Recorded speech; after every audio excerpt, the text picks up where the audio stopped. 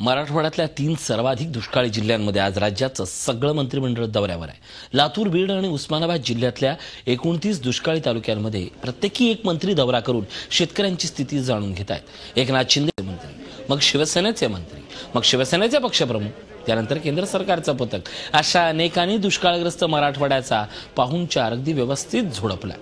मात्र अद्याप बळीराजाच्या हाताला काहीच लागलेलं नाही। त्यामुळे या मंत्रिमंडळ दौऱ्यातून काही मिळणार आहे का याची चिंता आता अवघ्या मराठवाड्याला सतावते। कोणते मंत्री आज कोणत्या तालुक्यात आहेत, एक नजर टाकूया।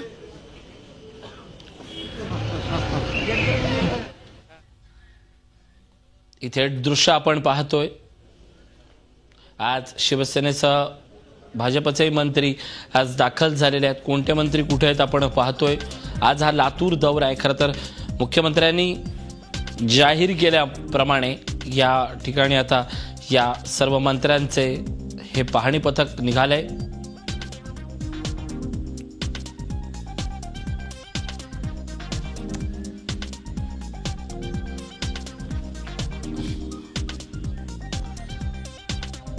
राज्यामध्ये जी परिस्थिती आहे त्याच्यामध्ये पाणी, जनावरांचा चारा छावण्या आणि एकंदरच परिस्थिती याचं गांभीर्य घेऊन माननीय मुख्यमंत्र्यांनी सगळ्यांना सांगितलं की आपण पाहणी करू। त्यामुळे आता आल्यानंतर पाहणी केल्यानंतर सांगू काय आहे ते।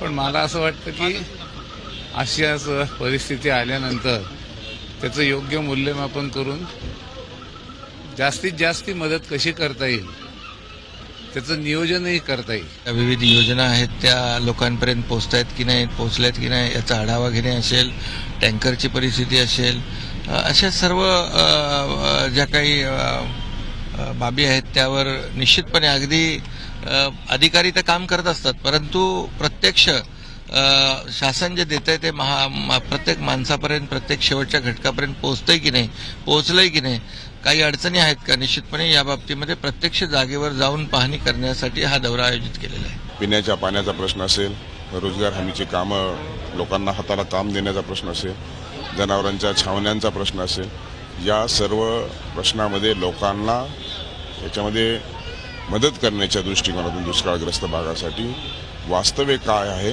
त्या संदर्भामध्ये सर्व मंत्री त्या भागामध्ये जाऊन पाहणी करणार आहेत, त्या उपाययोजना करणार आहेत। काही सजेशन असेल तर मुख्यमंत्री महोदयावर शेअर करणार आहेत, त्यासाठी ठोस अशी उपाययोजना करण्यासाठी त्याचा उपयोग होणार आहे। मंत्र्यांचा पाहणी दौरा सुरू झालेला आहे। आपण या संदर्भात अधिक चर्चा करूया।